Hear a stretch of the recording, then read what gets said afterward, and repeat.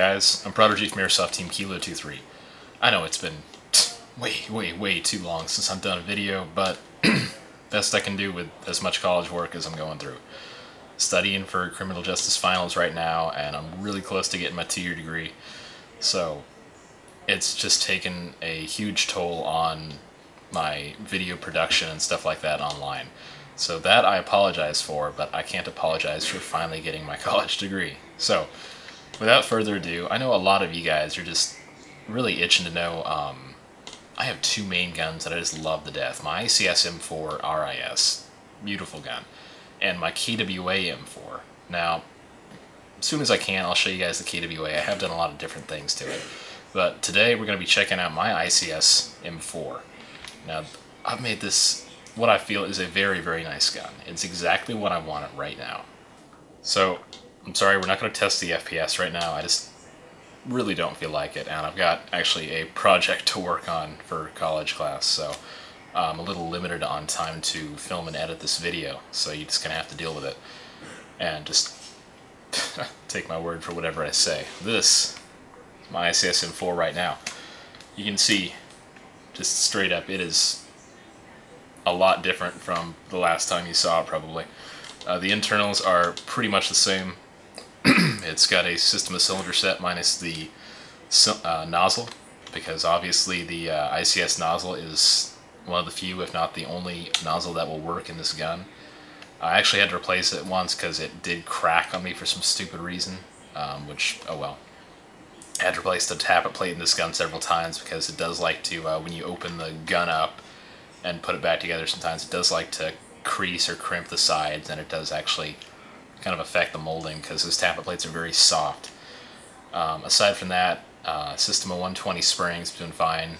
System of bearing spring guide, or I think it's ICS, one or the other. They're very similar. I've actually reinstalled the ICS gear set except for the bevel gear, which I believe I have a classic Army bevel gear in there now. I never liked the original ICS bevel gear. It's just the angle's a little off and just makes the sound of the gun pretty weird. I've still got the Systema energy motor. Most of the parts in this gun are Systema, except for the piston and the nozzle. The piston's a Bravo piston with 10 metal teeth. I put 15,000 rounds on this gun, shooting 28 rounds a second on an 11.1 LiPo. And this piston has so little wear, it almost looks brand new.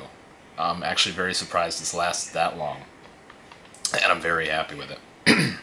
I do have KWA switch assembly, so running a LiPo puts almost no wear on the electrical system at all, which is phenomenal. I'm very happy with that.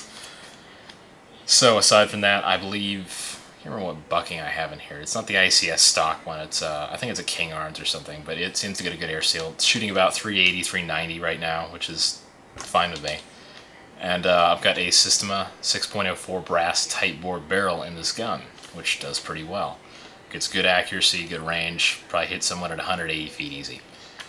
Now, externally, this gun is very different. Obviously, this is a JBU suppressor. It's a counterclockwise thread, and it's actually got a hollow compartment in the end that you can take off the cap here and put some foam in here. I've got a bunch of acoustic foam, so it's very quiet when this gun shoots.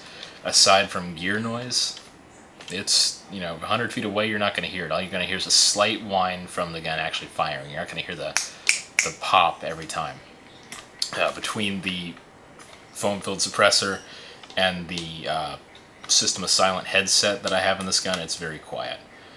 Now, I was using a tri-cell battery in this rail system. I didn't have to have a battery pouch or anything on it, but just being weird, the center cell in that battery was not reading on my charger, and actually when I plugged it in, it began to expand immediately. So I unplugged it, and I've got it sitting here. It's not ever going back in this gun again because it's got a damaged cell for some stupid reason. Thank you, e-bike batteries. But anyway, I've got a Garter battery pouch on here. I usually put like a 11.1 volt 2200 mAh battery in this. It gets about 28 to 30 rounds a second depending, so which is about where I want it. I don't want to go through ammo too fast, but I want the sound of this gun to be intimidating enough to where people are going to duck their heads down every time. That's what people tend to do. Obviously, low resistance wiring in this thing. Got a wired Deans up front, which I'm happy with. Now, oh yeah, the big part of this gun is right up here.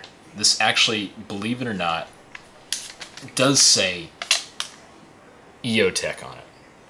Now, I don't know if it's like a Hurricane replica, but I got this on eBay for a very, very good deal. It says for law enforcement and military use on it. It is not a real one, it is a replica. But it's pretty nice having trades on one.